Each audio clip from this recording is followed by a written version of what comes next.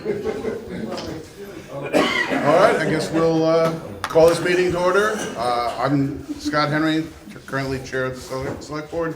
I will be very brief. This is really about the fire department and the concerns that have been brought to us, the Select Board. And I'm really going to I would like everybody to have a chance to read this report. I don't know, I'm sure a lot of you in the room already have had a chance to look at it.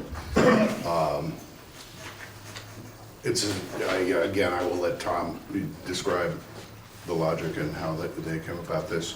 And the memorandum, which is a proposal that was brought to us starting on May 10th. This really is, beginning, but this is a result of a number of discussions that have been ongoing with the Public Safety Committee, within the department, and with the Select Board.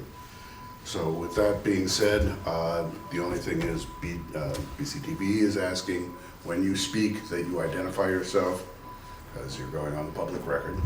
And I'd like to see everybody give everyone a chance to speak. So, you're more than welcome to go on as much as you need to, but give other folks a chance to speak as well, without interruption. And Tom, I will ask you to. Okay. Well, I was going to say, I want to give everybody a chance to just take a look at this report. Take a few minutes and do that. And if we could, while that's going on, if I could just see all the members of the department outside for just 2 minutes. Empty room. That's it? Well, I'm sure, I really want to see some people show up here.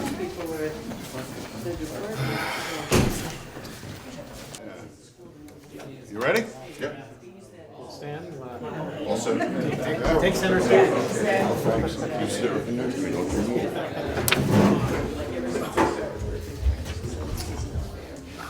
All right. Okay. Man that needs no introduction.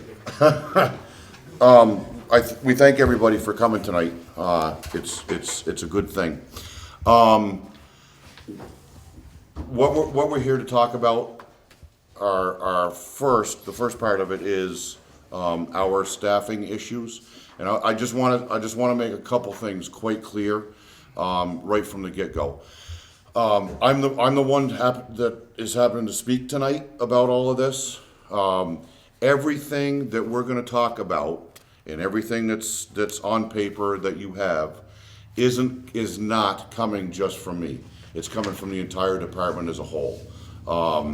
And this has been ongoing since last August. So just about a year we started the processes that have brought us to this point. The second thing is, again, everything that we're going to talk about is we're talking about specifically here in Putney. The issues are not solely here in Putney. The issues are everywhere. They're throughout our entire region. And when I mention, and I'll mention it again, I'm sure it'll come up. When we talk about our entire region, what I'm referring to specifically is our mutual aid coverage system, which extends from the other side of Keene all the way all the way west into Wilmington, Londonderry, Dover, that whole area, and all the way up through Rockingham on this side of the river, and I forget the towns over in New Hampshire, up that Alstead, Langdon, that whole region.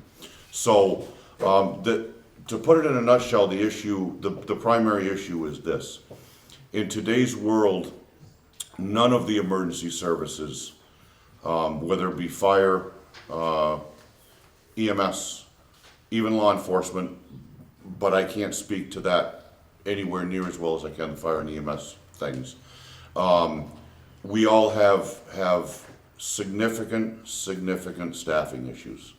So to bring that back to here specifically, in last August, again because of our issues here and our decline in overall numbers of people, our decline in people coming in for calls, which then equates to our lack of ability to move apparatus out of the station for calls appropriately. And the apparatus that do move out of the firehouse for calls, they're not staffed adequately at all whatsoever. So we started to really talk about that again in August. And what happened was, there was a group of us, of the members that got together. We started to have some meetings. We met with the town manager, with the select board. They gave us some guidance. We laid out our intended scope of work here. And we just started to move forward. So within that, what we did, and it's all laid out in the report that everybody has a copy of, and I'm gonna glance over things.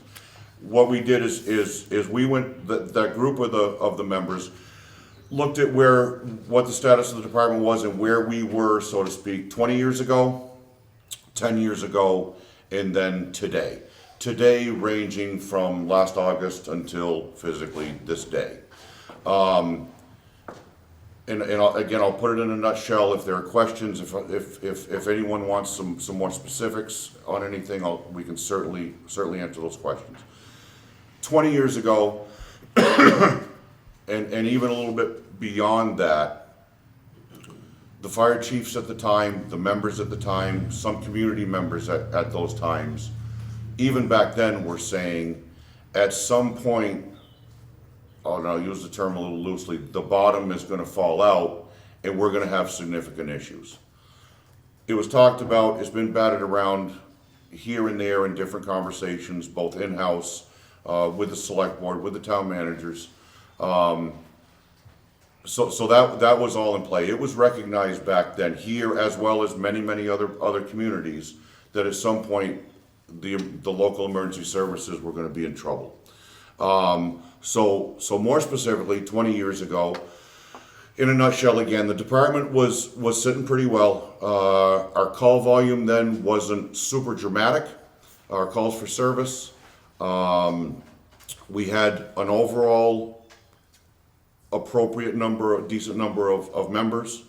The members that we had were coming for calls, in numbers enough that would allow us to respond appropriately to calls for service. And things were okay.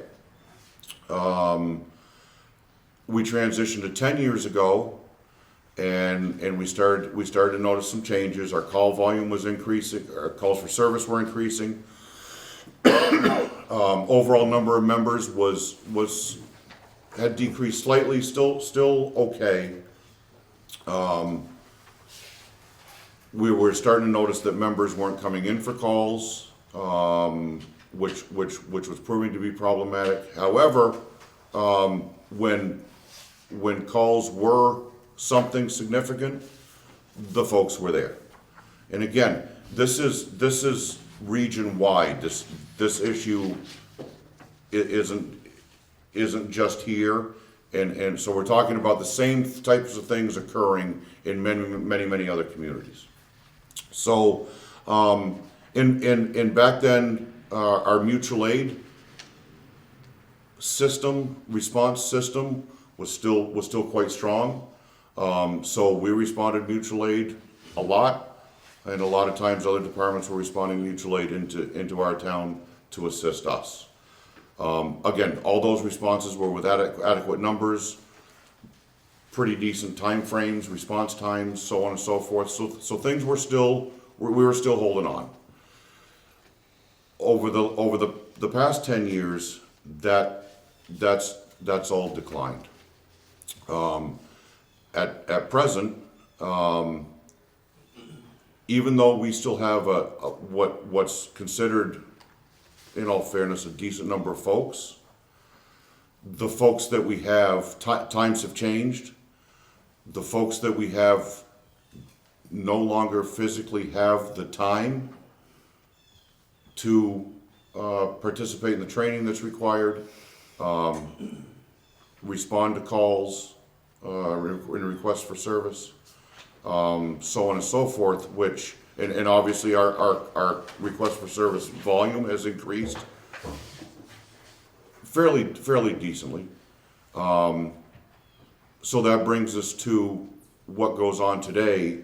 We are struggling to meet our day-to-day requirements, our day-to-day responses.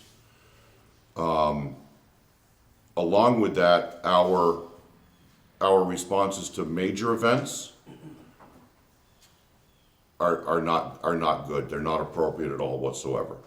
Our day-to-day calls, our response time, and what I mean by that is from between the time it takes, between the time that we're dispatched until the time our first truck is on the road, responding to that call, is ranging anywhere from 10 to 15 minutes on average.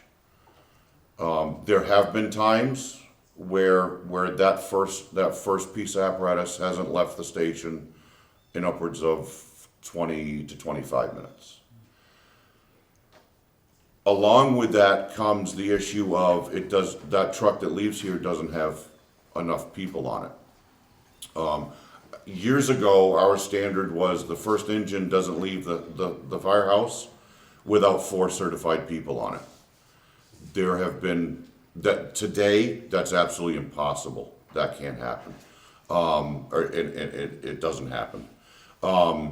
Today, it's not the norm is to have 2 people on that initial truck.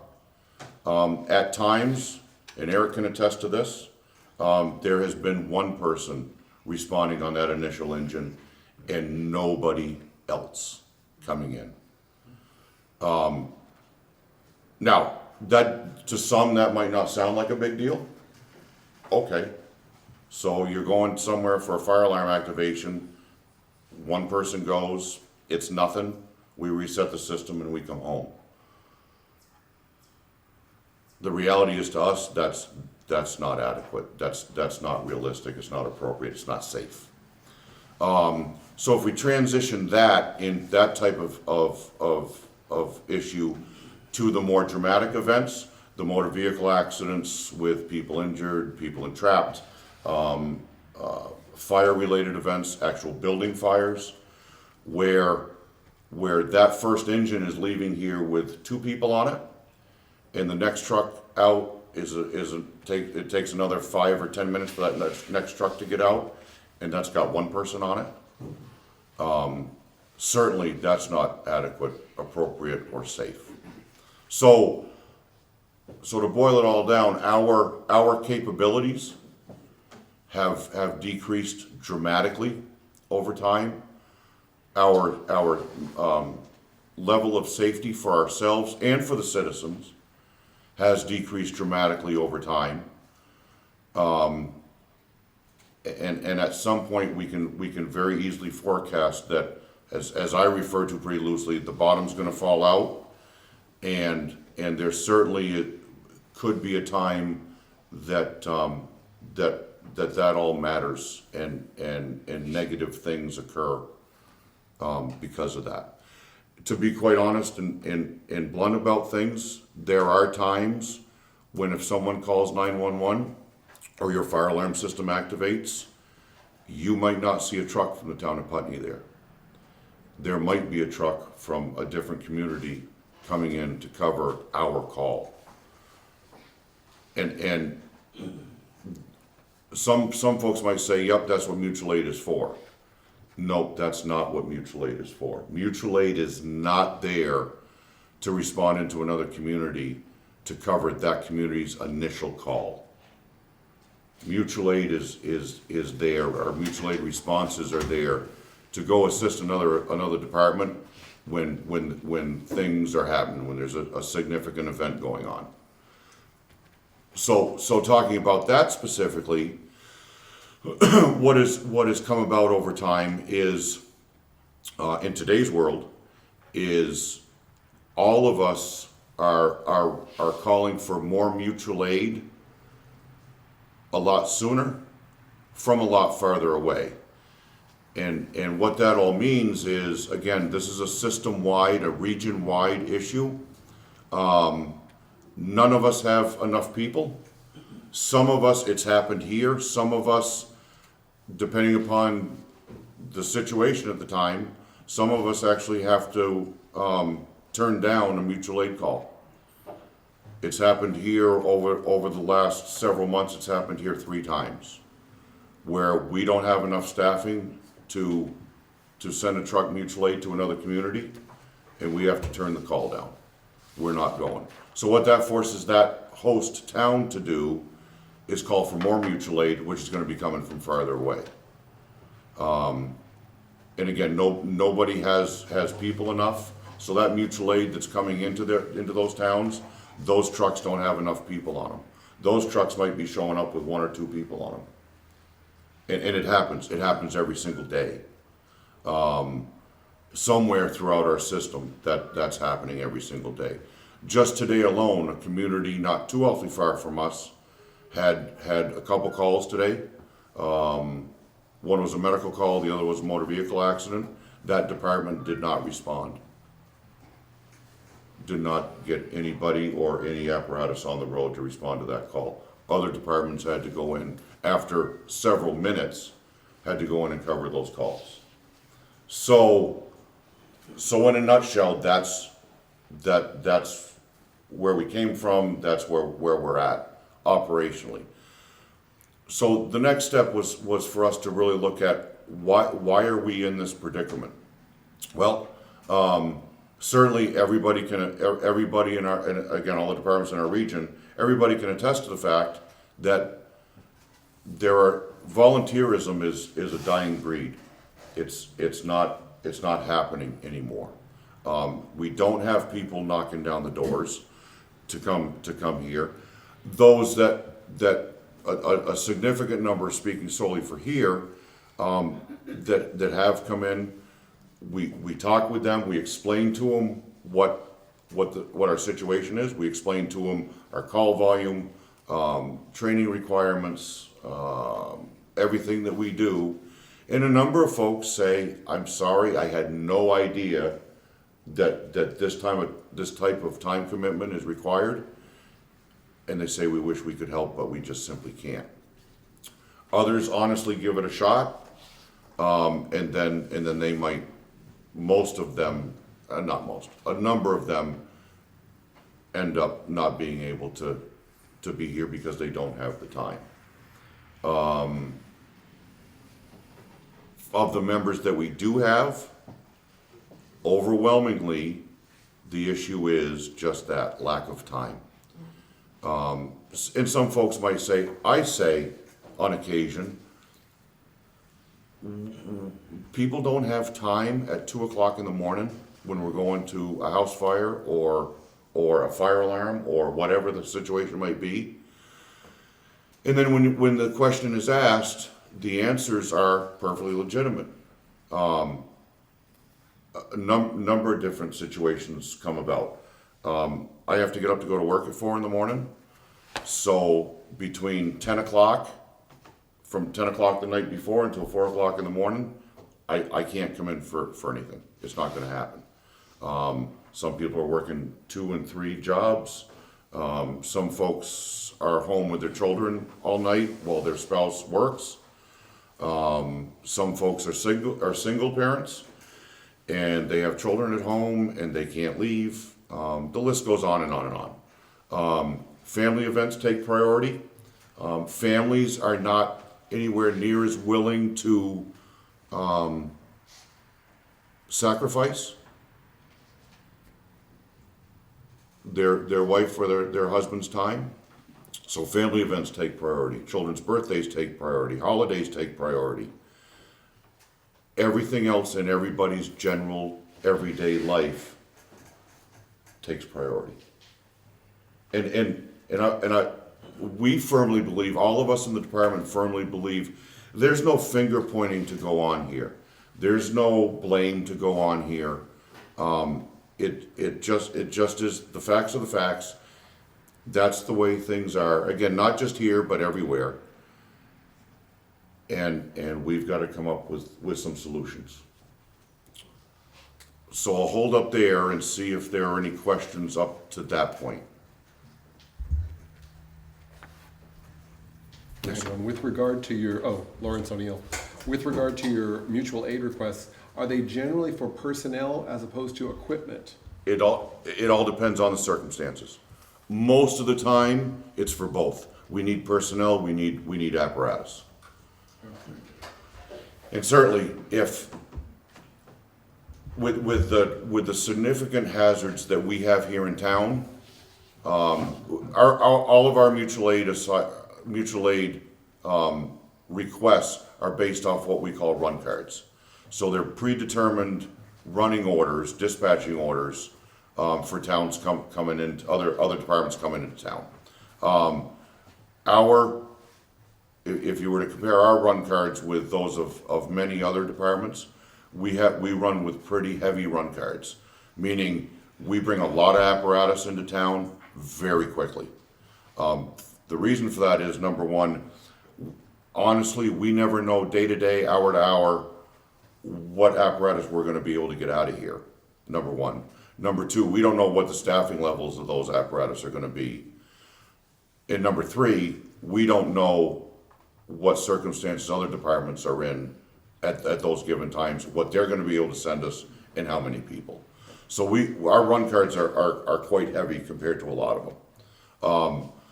When we respond mutual aid, again, it's the same thing. People are looking for both people and apparatus and equipment. Yes, sir. When you talked about how things have changed over the past 20 years you went through there, you mentioned not only time, but people not wanting to come in for training. Yeah. Have the training standards changed at all, or is it They have more training now? No, the training standards have changed pretty dramatically. Years ago, when a number of us started in the fire service and emergency services, the fire side of things, that's all we did. We did fire stuff. So we didn't get called 30, 40, 50 years ago for the things that we get called for today. Again, across the board, everywhere. Our training our initial training consisted of what we always called the old 45-hour course, which meant we had 45 hours of training covering everything that we did back then. In today's world, before you can even get started, before you can even do much of anything as a fireman, the training is about 180 some odd hours. And that training you have to travel for. The old 45-hour courses, I say you have to travel for, you might have to go from here to Dover to take the class, here to Springfield, that kind of traveling. And that's a lot of time. It doesn't sound like a whole bunch, but you start doing every two evenings a week for 4 hours, and then every other weekend for 8 hours over 6 months. That's a huge commitment, and people just can't do it. They don't physically have the time. So that's and then if we had the EMS training on top of that, and Chris, I don't remember off the top of my head, maybe you can indicate what's an EMT course for hours now? 150 hours. Basically. 150 hours. So we're talking about the same type of time commitment for those folks who want to do, who wish to provide EMS services. And then there are those of us that are cross-trained, because we feel it's the right thing to do, and we enjoy it. So now our training requirements and continuing education requirements are even greater. Now, and Jeremy, to answer your question just a little bit more, back in the day, if you will, continuing education wasn't even an issue. Departments got together, they trained on simple stuff. In today's world, there's actual continuing education that we're required to do. We're required to meet certain standards, and to meet those standards, again, it's more time. More time. So does that Yes, sir. answer your question? Okay. Thank you. All right.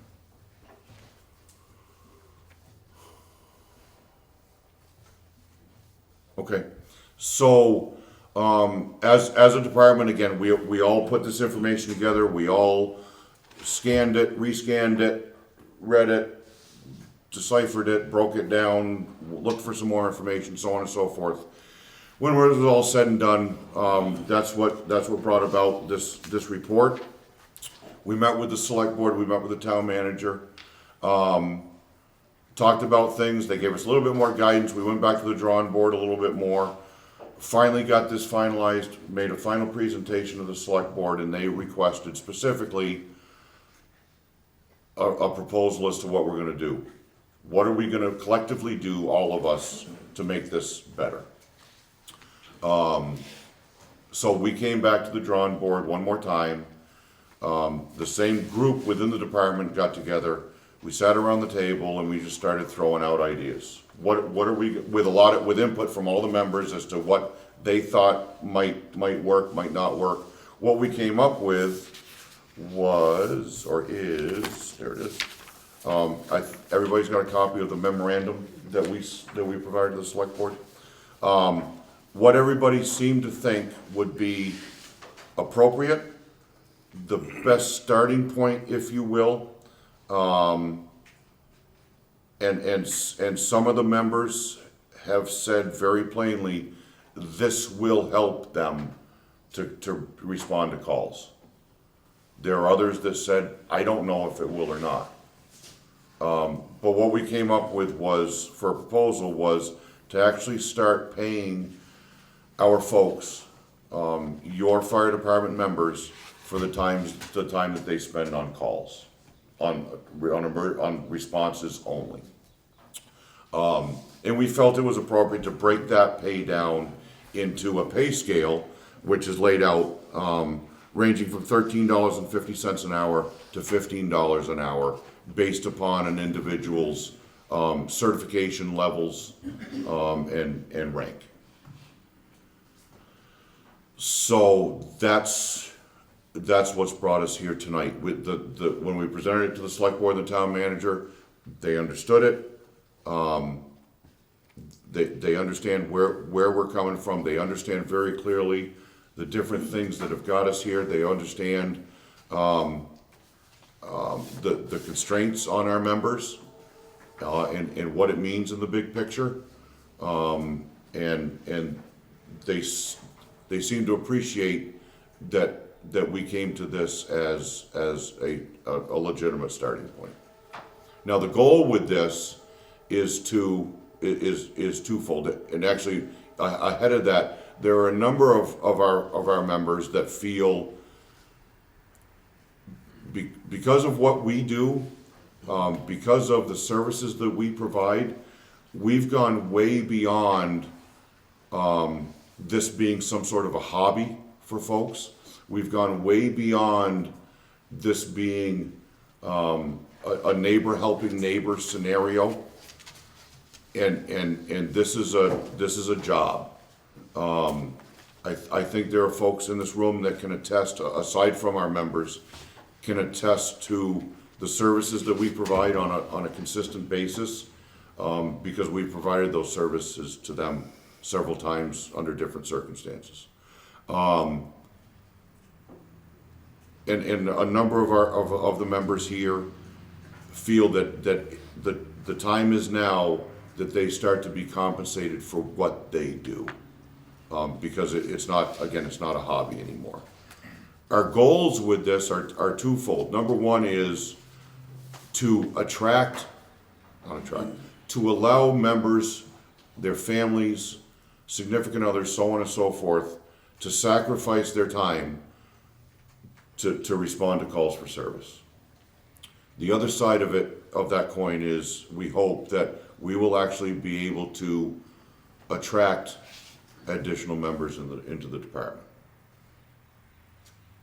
So that's what brings us to this being our starting point.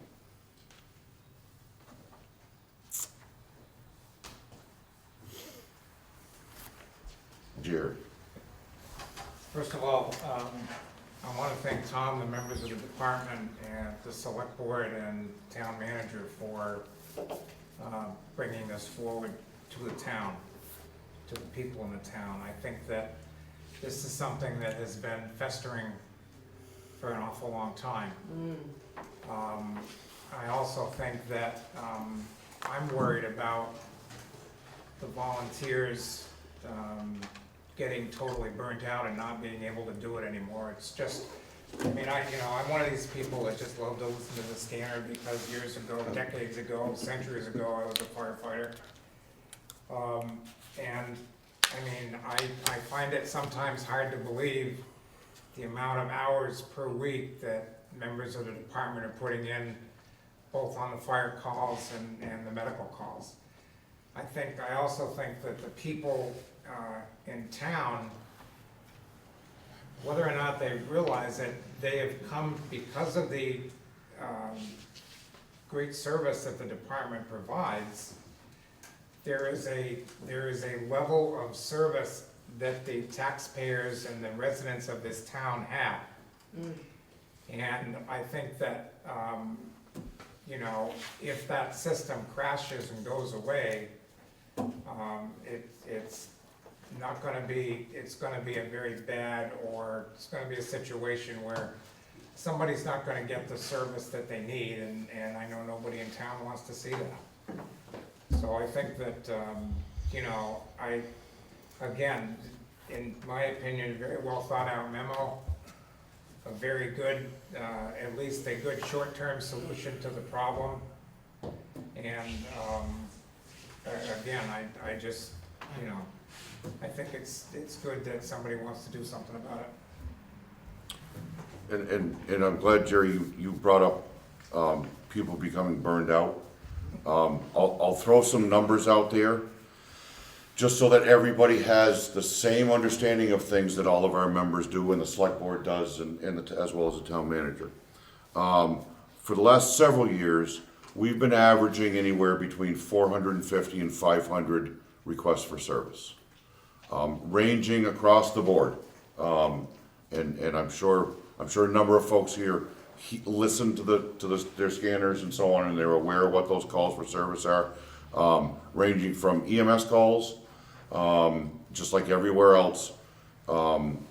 Someone maybe fell down, they're not injured, they need to be assisted, back up off the floor, back up off the front lawn, whatever. More non-emergent stuff, all the way up through very, very dramatic emergency medical calls, both medical and trauma related. Fire alarms, CO detector activations, motor vehicle accidents, hazardous materials events, propane related events. And now and nobody dreamt of this 30 years ago, 40 years ago, 50 years ago. Now it's come to the point where realistically, every single time we go out the door for a call, it doesn't matter what that call is, there are a number of different things that are coming into play for us that we never had to worry about before.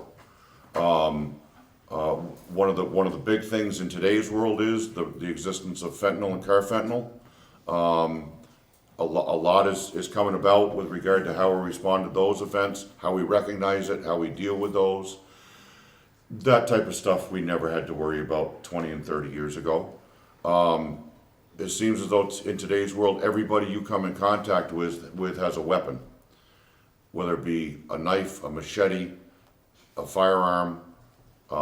We never had to worry about that years ago. Today, we have to worry about that. We have to think about that. So that's the kind of stuff that we're dealing with. Right now, today, as of just a little while ago when I did all the paperwork for the last couple days, we're at 239 calls for the year. We're on pace to do, if we keep the same pace, 540 calls at year end. That's calendar year, not fiscal year. So that's pretty significant. There are many other municipalities our size that they're averaging 120, 130 calls a year. Why we're so much different? I think some of it has to do with the fact that of what we have here in town compared to many other communities. We've got industry in town, we've got, residential, secondary schools in town.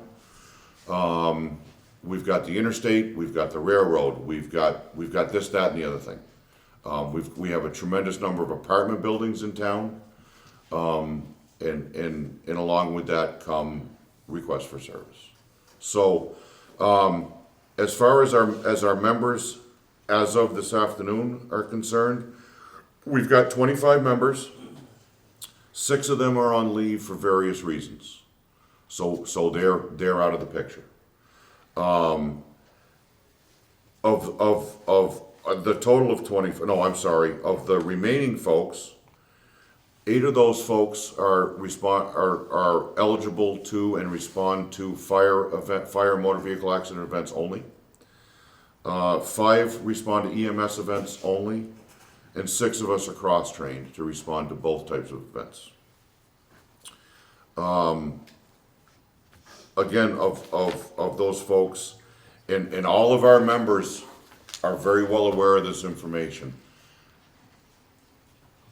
I don't like to talk about these numbers because it's a pride thing.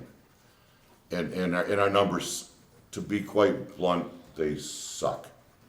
But here are the numbers of what our people do. Our folks are all well aware of this, they acknowledge it, they understand it, and most importantly, they clearly understand, again, there's no finger pointing, there's no blame, there's no shame involved in this. 15 of our members, as of today, we rarely see on calls. Again, that's pretty normal throughout our entire region. The reasons for that are many, and they're absolutely legitimate. So we can't blame those folks. 7 of our folks are available most of the time and respond most of the time. There are 3 of us that are doing everything, if you will. We're coming to all the calls, we're doing everything. So when it comes to people being burned out, Jerry hit that nail right on the head. There are folks who are getting burned out. And again, that's the way it is throughout the entire region. Over the last few months, there have been ambulance services, volunteer ambulance services within our region that have closed their doors.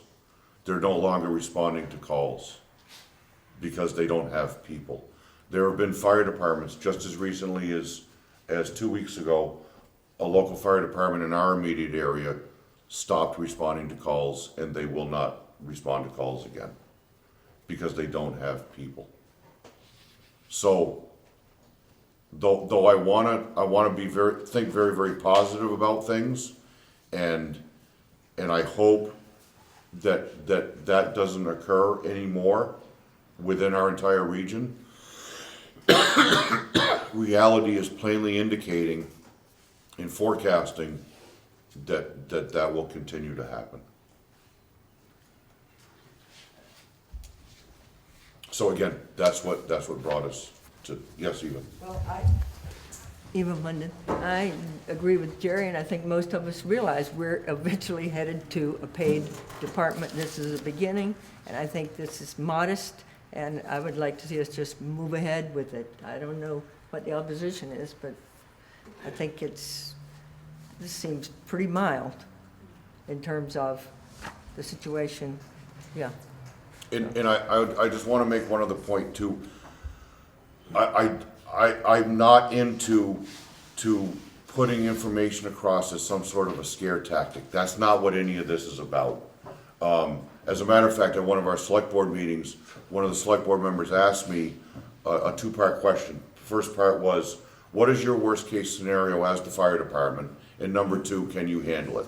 My response to that was very plainly, I'll give you those answers, but I do not want to use those answers as a scare tactic, because 20 years ago, we would have done that. In today's world, it's not appropriate to do that. The answer to those questions are, Our worst case scenario, for the most part, is a building fire with people trapped. Can we handle that? No, not by ourselves. The last several working fires that we've had in town, and the folks, the members of the department can attest to this. The first engine left out of here with 2 people on it. The second engine left out of here with 1 person on it. The other apparatus came as it came with whatever it had. So when we start to look at that, and I don't mean, when I say working fires, I don't mean we got toned out for a house fire and it turned out to be nothing. These 3 fires, we got to the calls and they were working fires. We had active fires within buildings, residential buildings, commercial buildings. So for those folks to have to, and I'll be absolutely honest, it was only by the grace of God each time that those individuals, we had key individuals there who could deal with that and still begin to get something done. If it wasn't for that, things wouldn't have gone as well as they did, and we wouldn't have been able to hold our own until our mutual aid brothers and sisters got there to help us. So that's where we're at. That's what really goes on. And again, it certainly is a pride thing. We hate to talk about it. We hate to put out the information that way and come across like we can't, because we hate to say that. But we have to be realistic about things.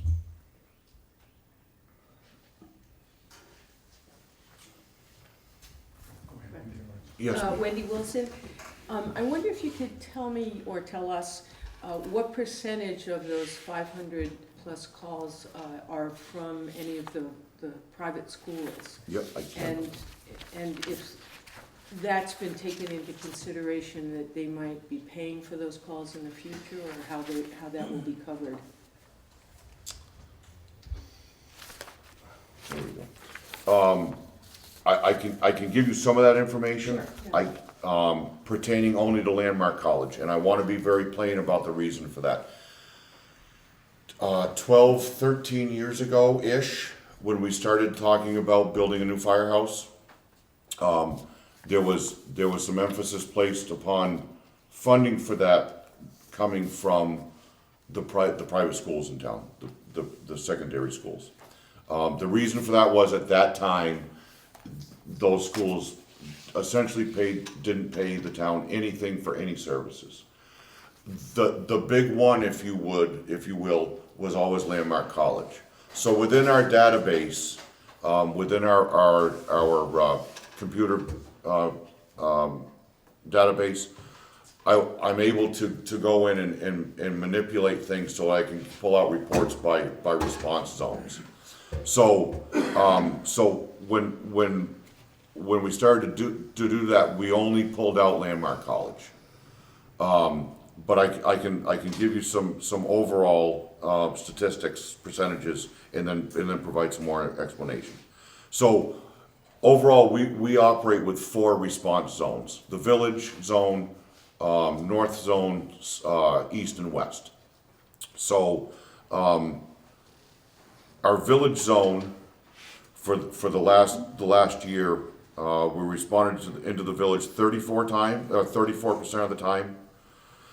The west zone, which is West Hill, Putney Mountain area, was 16% of our calls were in that zone. 16% in the east zone, which is Bellows Falls Road, north out of the village, and everything off of that and over into East Putney. Interstate 91 was 6% of our call volume. Mutual aid responses were 8%. The north zone was 6%, and Landmark College was 13% of our calls. And that's all calls. That's fire, EMS, everything.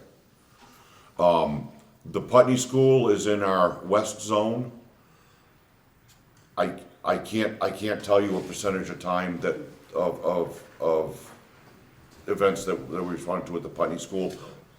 I just simply can't, without a lot of effort, a lot of time, I can't pull that information out easily, or nor the other schools. Just to follow up with all that, so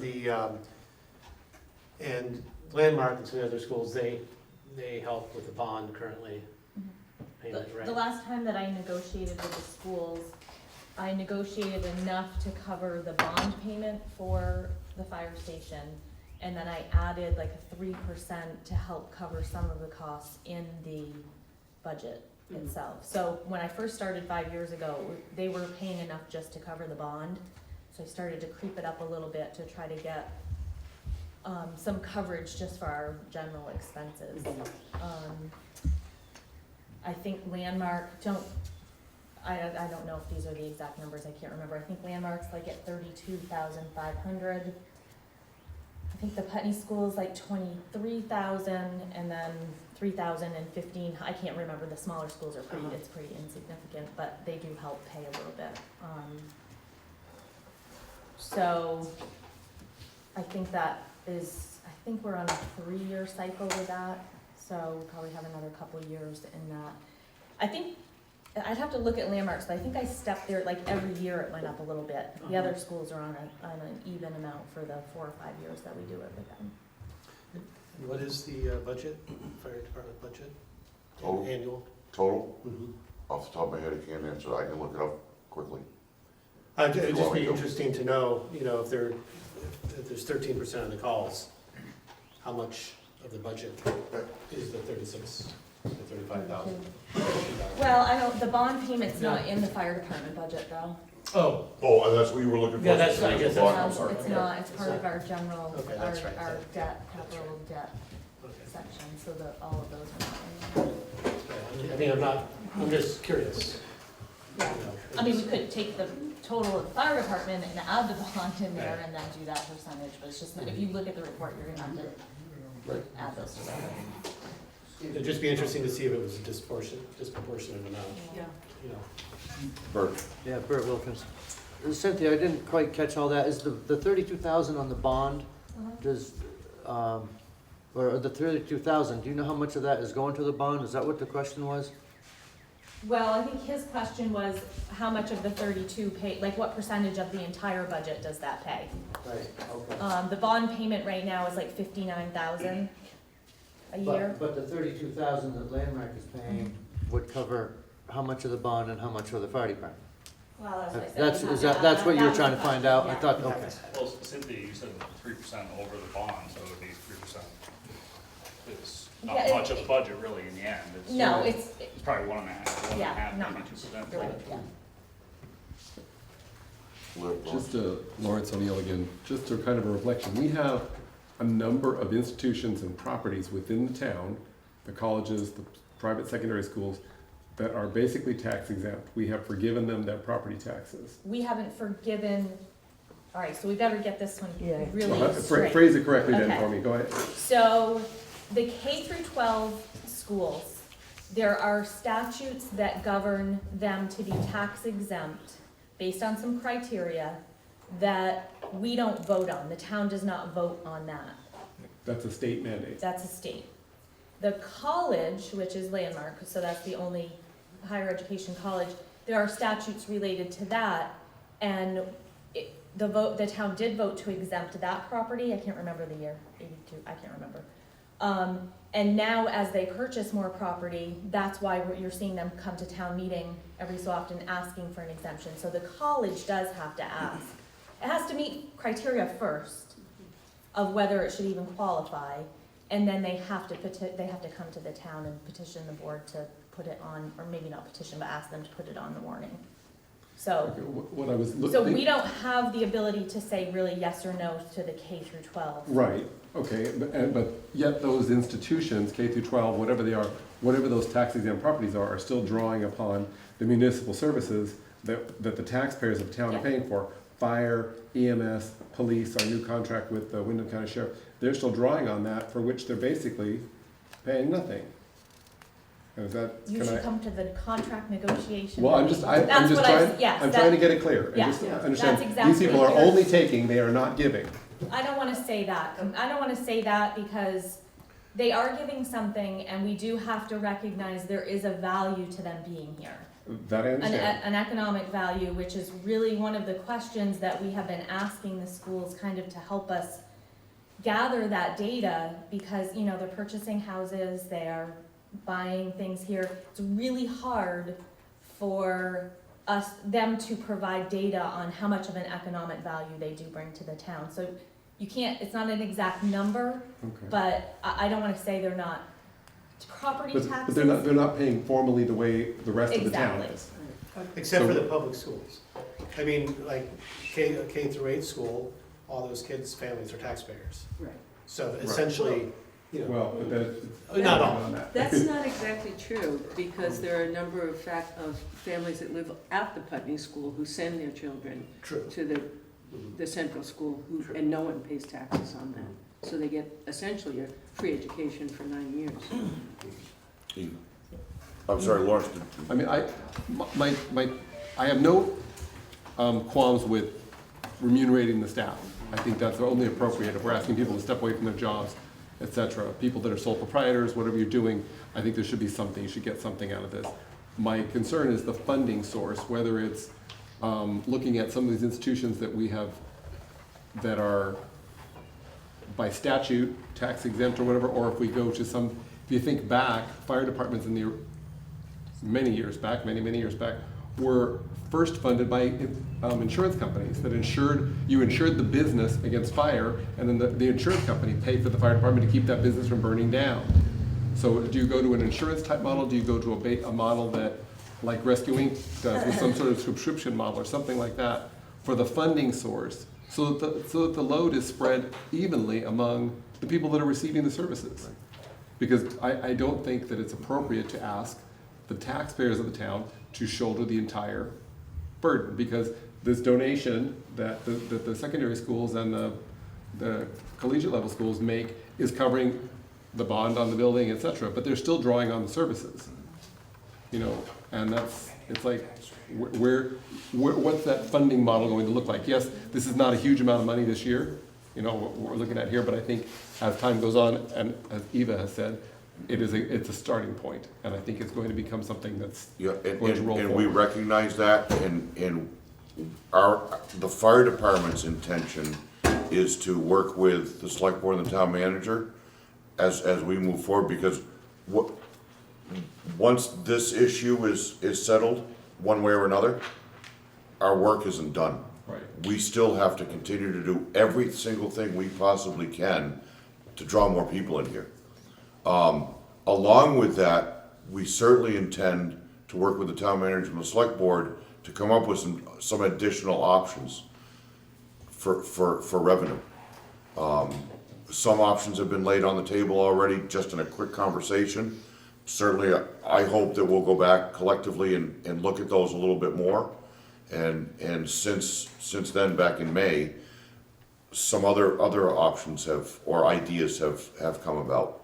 So we're definitely gonna believe me, the funding piece for this, or whatever type of model whether it's just us, whether it's a collaboration between us and other services together, as we head down whatever road we head down, we plainly understand and we respect the fact that revenue increases need to be looked at, considered, and we need to come up with some options. And if you let me continue, one thing, the money and the funding of it are all one thing, but then you also talked about how or why it was going to be able to resolve the staffing issue. Do you think realistically, are we going to be attracting more people? Are we going to be having the people that are already on staff now, or already that are already members, being able to respond more readily because now it's not taking money out of their pocket necessarily, or how do you see that resolving? I don't know. The reality is, we've talked about this internally, and none of us know for sure. We don't know. So you have no prediction on whether or not the remuneration will address that problem at all? We all want to stay positive and truly think that it's going to help us in both ways. But we don't know until we try it. Fair enough. Eva? I'm so grateful that we've had this gathering tonight, and I think it's probably come to the conclusion, wouldn't you say, folks, I mean, really, we know we want to support the fire department, and we will, you said we will continue these discussions, and we're sitting in a building that was paid for by the private schools. We're grateful, except for the sale of the old fire station. So I'd like to move forward and get those people who are in the fire department home to rest a little bit in case there's a call later on. So I seem to be a little bit of a downer. We don't have this money in the budget Yeah. for the year that we're talking about. We do have the 500. 11,500. So that might mean, depending on, we've got to go through some budget numbers, and we've got to look at some things and some different options, and look at what we have in our budget for next year and see if there's some things in there that maybe should be set aside, and this is a more important issue. Those are some conversations that need to happen fairly quickly. We could start, at least with the 11,500. But just want to put that out there. There's, I totally want to pay them for what they're doing. But I also know you have to have money to do that. So there have to be a special meeting, a vote, something. I don't know what it's going to be, but What was the 11,500 originally funded for? Tom, you answer that Yep. one. For decades,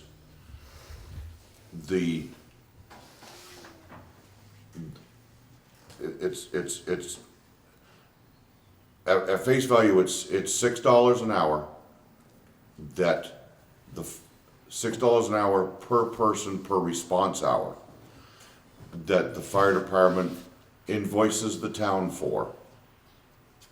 And that, years and years and years ago, the members used to be paid an hourly rate for calls. Yeah, that's before they became a municipal department, That's correct. a private department, Right, in essence, at that point. right, exactly. So that was all well and good. Unfortunately, what became very evident is that the department at that time needed more equipment. There wasn't enough budgetary funding to address those needs. So the members, at whatever point, opted to, instead of them then taking their money that they were getting per hour, they put it they rolled it back into the firefighters association in order to purchase equipment. That's where that fund, Right, we so- we put as a line item then in the That's budget correct, year goes to- that's correct. So what would occur with this, and if this moves forward, is that funding out of the budget for the firefighters association, that would no longer exist. Instead, that dollar amount would be rolled into providing the part of the funding for this. Bert had a question. Bert, yes. Yeah, Tom, underworked and overpaid, right? Isn't that what Ed was telling me? They didn't pay too much. But, so the panacea doesn't look like it's just gonna be money. It's also time. Yep. And you've got over 500 calls, and I have a scanner too. I listen to what's going on. And we're talking about landmark, and you're running up there for burnt toast. I would think they'd have a security guard that can say it's burnt toast, so you don't have to go all the time. You go up there in medical calls that aren't medical calls. Some are, sure, you gotta go. I mean, when I was in the department years ago, we were a fire department. Rescue took care of that. Yep. We've got this, some staff, and you guys are very qualified. We love to have you come. My mother hits her button, thanks for showing up. But I think maybe Landmark should have somebody that's trained to evaluate and decide if rescue needs to come. And that's gonna save you, 75, 80 calls? I just did it quickly in my head, but a year. And this is wee hours of the morning. Yep. So maybe that could be brought to Landmark. Eventually, you're gonna have to have a staff 24/7 that can say, well, they need a Band-Aid or they need rescuing. And somebody that can call Keene and tell dispatch it's burnt toast. Yep. The guys don't have to respond. Yep. And I really think that some of this burden has to go to the schools. And sure, paying the guys for what they do, I'm all for that. I definitely, and it may entice people to want to go more, and maybe you could get some more members. But you need to increase the pay, you need to increase the members, and you need to decrease the calls. And I really think that that would be a start. And believe me, we appreciate that thought process. We've said that 100 times ourselves. And then what we come back to is the number of times, and I'll use the college specifically since you brought them up specifically. At face value, it's not appropriate for anybody to listen to a scanner and take that as gospel, because 95% of the time, what people hear we've been dispatched for is not what we actually find. Now, specific to the college, yep, we go up there for fire alarms on a fairly regular, fire alarm activations on a fairly regular basis. There have been times, several times, that we go there for a fire alarm, and somebody might hear on the scanner, Keene call us, our dispatch center call us and say, just got a call from Landmark College, they're advising burnt food. We get there, and it's a microwave oven on fire. It's a fire on top of the stove that's extended into the cabinets, the cabinets above. So it's, though we understand and appreciate that thought line, it's not quite that simple. How about if you were a fire department and you were a rescue fire department during the day? I mean, unless you all wanna keep getting up and going, 2 or 3 in the morning, but Again, call Rescue Inc., we do pay them, right? Cynthia, we pay Rescue Inc. every year? Yep. Okay, Unfortunately, it takes them 25 minutes to get to the call. well then, just go with a full-time paid department then. well, Just we don't, double our taxes and just pay everybody. no, we certainly don't wanna just jump into that either. Well, But if we're gonna look at ideas, we need to vet them fully and understand what it means. So if we're gonna say, for instance, all right, at Landmark, we're not gonna go to these calls, whatever these might be. Okay, what's the difference when we go across the road to those same calls at that facility? Or we go to anybody's individual residence for those calls? what I'm saying is that maybe at night, if you are overworked and you don't wanna keep, then at nighttime, they call Rescue Inc. If you can put the tone on, and if if you guys wanna go and you've slept too much and you haven't worked enough, go to the calls.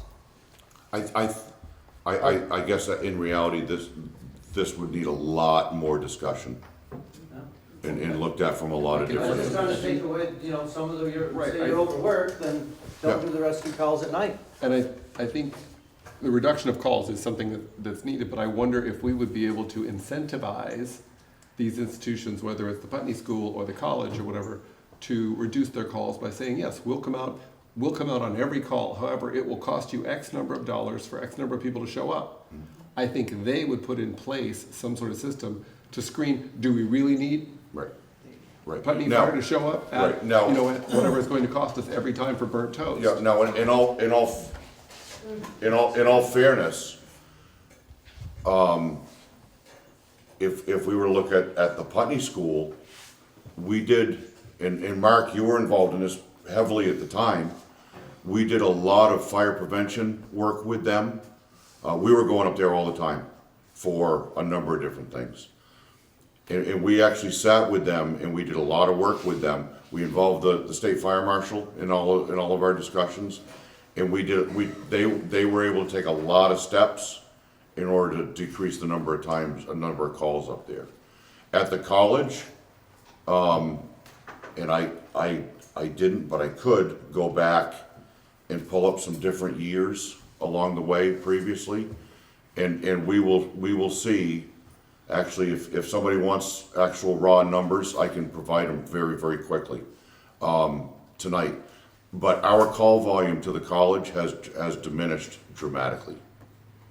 Just in this last year, 2015 to 2016, our calls diminished dramatically Because up there. Just different things that have gone on that they've instituted, we've helped them to institute, to try to limit the number of false alarms, the number of medical calls. so on and so forth. So that has happened, and certainly if anybody wants those raw numbers, I can pull them out in 2 minutes. So what you're saying is that an effort has been made and that it's proved itself, it has, Absolutely. we've been able to do that. Yeah, absolutely. Has that effort been made with, the Greenwood School, the other schools that are in, In the the town. big scheme of things, it's very, very rare that we go to the Greenwood, that we respond to the Greenwood School or the grammar school. It's pretty rare. so the two big culprits, if you will, those have been addressed and they have been able to actively reduce Yes. the call load that they Yes. put on us. Yep. Okay. So Tom, what do you wanna see? Do you wanna see just more money put in the budget so you can get the staff? What do you think would help? What do you want? What we're proposing right now is this. And this right here would make the department happy to get that. Right. That's our starting point, yes. At a point. And again, To that line of questioning, is that we're looking at this in a multi-layered approach. I mean, there's some immediate needs that are being addressed in this Right. memorandum. Looking at more intermediate needs and also the long-term. The long-term are going to be, that's a picture we really need a lot of discussion and work on. It may not even be, limited to Putney.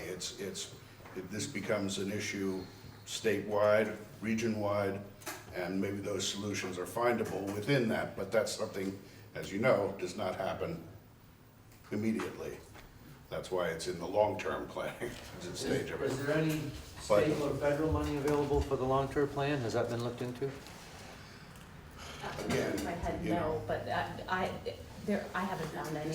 I've looked. on 2 occasions in the past, we've looked at federal money. Unfortunately, the number one, the requirements that go along with that federal money, if you're even eligible, are very, very significant.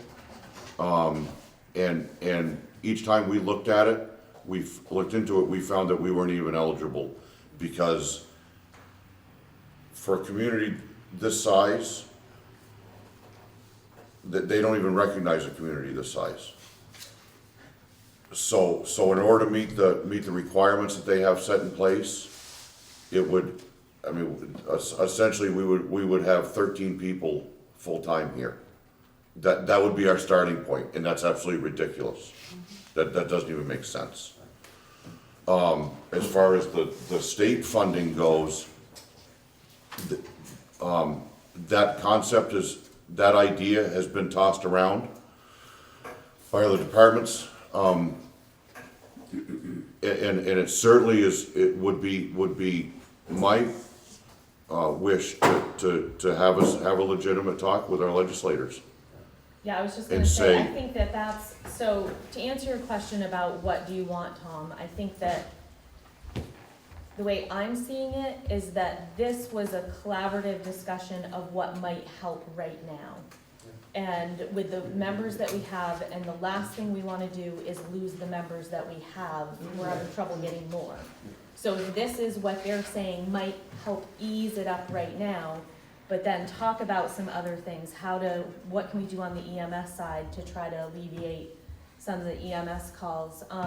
The bigger picture is we need to start talking to our local legislators. I'm actually surprised neither of them, 2 of them are not here tonight, but, because like he said, this is not Putney has a problem, it's the whole state is having this problem. So, and in doing research and calling other towns, and when this memo came to me, and I've been talking about it I've been here 5 years, so for 5 years with Tom, and asking other departments, what is making your department strong if it is, and the ones that don't have a strong department don't respond to me. So the ones that do, and they do have some type of pay that they're getting, it might be a system of, a point system. They have some junior firefighter programs, which we've talked about here, but the junior firefighter program requires somebody to manage it and volunteer, and so that's just a whole nother layer of time, and until we can get, the membership boost up and somebody that could do that, so there's a lot there's a lot of things being talked about, and like Tom said, this is kind of the first thing, and will this help in the immediate to help with the people that are coming to the calls right now? We may find out this doesn't help at all. I don't know.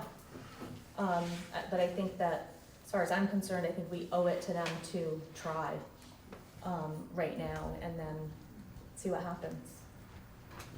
Chris? I'll be honest, we talked about this 17 years ago when we went into the municipal department. I'll be honest, this is a long time overdue. Amen. Way long time overdue. This should have been done quite a long time ago. I'm glad to see that it's finally happening. I'm not saying, I spent almost 18 years on this department. For me, it's time. It comes right down to time. You know, I've got a kid who's close to graduating high school, which is really scary for me. But what I realize is that how much it affected him, how much time I was away, not just here, but also my job at Rescue Inc. He's happy to have me home. So through high school for him, I'm going to be there for him. I've only got a couple more years and he's going to be off. So for me, this wouldn't affect me coming back, so to speak, because I couldn't commit the time that's required. So it's And not I know about that. the money. It's not about the money. It was never about the money for me. I can guarantee you that. But it would help because, you know, when you leave your job and Right. you know you got to make that up at the end of the day or whatever, especially being self-employed. You know, there is a cost associated with it, fuel and everything else. And So. Tom, if I, everyone, most of the guys here know, but some don't. I did do the department for 9 years. I was an EMT, so I do have a clue what goes on and the amount of effort it takes and the current standards it takes for your firefighter levels. And I don't know if there's anything being worked, if that's all cut in stone, that the hours have to be put in for someone to donate their time. Guys, help me out memory-wise. Was it a year and a half ago? We collectively put together a training option internally. Was that time frame, year and a half ago? And actually, Casey, you were one of the first two through the process. Internally, we opted to, because folks kept telling us, and when Casey came on board, he told us very specifically, I want to do this. I don't have time to commit to go to a firefighter 1 class. Okay. Internally, we developed our own training program that was vetted by and reviewed by a number of different agencies, including our insurance carrier. And they all said, there's nothing wrong with this. As long as you stick to this, there's nothing wrong with this. This is good. So that was the last straw, so to speak, that we could come up with to make things more feasible for folks. So yeah, we have taken steps internally to do everything that we can to make things as realistic as we can for folks, yet still keep them safe and collectively us safe. Okay, so the state hasn't trumped you and said, no, that's not gonna work. The state's accepting it, the insurance is accepting it? At the time we vetted it Yeah. through the Fire Academy, and the representatives at the Fire Academy said, we can't totally endorse this, we can't sanction this. We see what you're trying to do, you're in line with the requirements. So it's much better than a lot of places are doing. Okay, so. Yeah. Now, to go along with that, the chief of the fire service training for the state, he's beginning to present all of us with an option, a new training certification level that we hope will help all of us. Get people in, get them trained to a certain level, a much shorter time frame, and then we build upon that. Hopefully that's gonna work. That's still a while out before it gets completely approved and in place, but we're hopeful. And he's doing great things for all of us. Can I go back to like the old 1, 2, 3, ABC, Yes, E yep. module? Yep. Which makes a lot Yeah, more there'd be sense. something similar. Something there. Yep. I think Cynthia addressed this question, I was just gonna ask. We're obviously here, we're here trying to solve a problem that we stay as a region, if not statewide. Mhm. You've polled other towns and other municipalities and everything, and everyone else is in the exact same position. Has anybody come up, no one has come up with any, No, the Model ones that that works? responded were the ones that felt they're doing okay, which was only a few. you know, So I took the non-response as I probably don't really wanna talk about that right now, I don't know why they didn't respond. so we haven't had any responses that are saying, yes, this is what we've done and this has been successful. Everybody is either. I mean, the ones that said that they were successful was let me just quantify that, there was a couple. That they had some type of pay system, not full-time paid fire department, that they felt helped. And the other ones were that they had junior firefighter programs where they were grooming people for that next round of. Which we no longer have, is that correct? That's correct. And that used to be through the local high schools or something, I understood? Well, no, the tech center down in Brattleboro still has their firefighter program. I did call down there and talk to whoever, I can't remember, their name, but, and asked if there were any Putney, kids in it, and right now there weren't, you know. and- We haven't seen a student out of or within that program for, Eddie, Mark, help me out, years. Brian. Brian? Lenny, okay. Yeah, but he's only one, and it's been years since we've seen Yeah, I mean, they're anybody. very, they did tell me that they're very active, they have a lot of people that are joining that program down there. So it's an active program through is it the tech center, is that what I want to call it? Yeah. Career center, but it just doesn't happen to be kids from our community right now. I mean, that could change next year, but, so I have heard I had heard at one point that the program had gone away, and that's not the case. I called and they said that they are, They did shut it down for a year, hoping to restock it. yeah, and it sounds like they have. Yeah. So, That used to be the basis years ago, you know, again, back in the 70s and 80s. That was where you got your core of new volunteers. The kids would get out of school and they would get on their local departments. It also worked for some of the permanent departments around here because they could pick the best of those kids that came out and they would eventually become permanent firefighters. So it's a great program. I'm glad to hear that it's finally picked up again, so. Are the kids that are in that program, are they necessarily going to return to their hometown? no. Because I mean, now we're offering, maybe some of these other towns aren't, is there thought that perhaps some of those kids would come to Putney if they knew what the opportunities were here? I've taught in that program for a number of years. Okay. And Brian and Eric and some of those were my students. What's happening more now is the kids that get hooked on fire and EMS then go on to a vocational college to get the degrees they need to be career firefighters. Okay. They're not coming back here to run Volunteer. family farm and go to the fire. And coming here, the experience would not be something that they would need to do then? Not necessarily. the They Or can just do it, they go to college and just get go on to degrees. college degree, to get fire science. Vocational go college on. Fire is also science, on there, paramedic. actually, in a Okay. firehouse. I'm sorry. Pardon? Most of the vocational colleges, now they're assigned to a firehouse, Yeah. but we just They don't have live any in that program firehouse. here to be able to utilize it. Okay. Thank you all. And just one other thing, I feel bad that I didn't bring this up prior to now.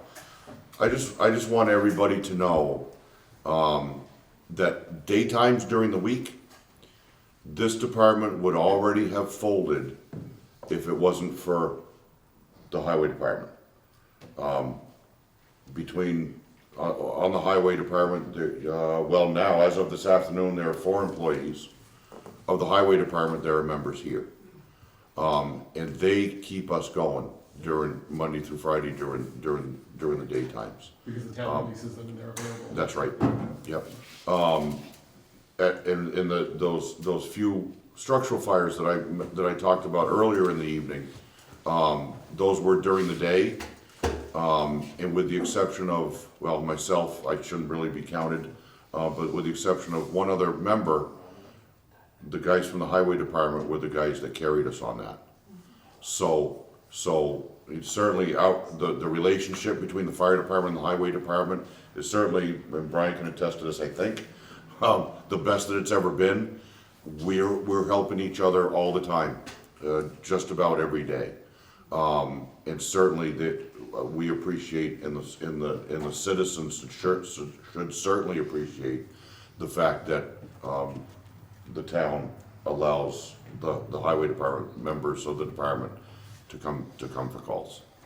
So that's what's saving our butts right now. Well, I don't think it would be very fair for us to ask businesses to release No, their employees. but it doesn't happen And everywhere, us not. so, Yeah, that's how I feel about it, so. It used to happen, but not, yeah. just financially, people can't do it anymore.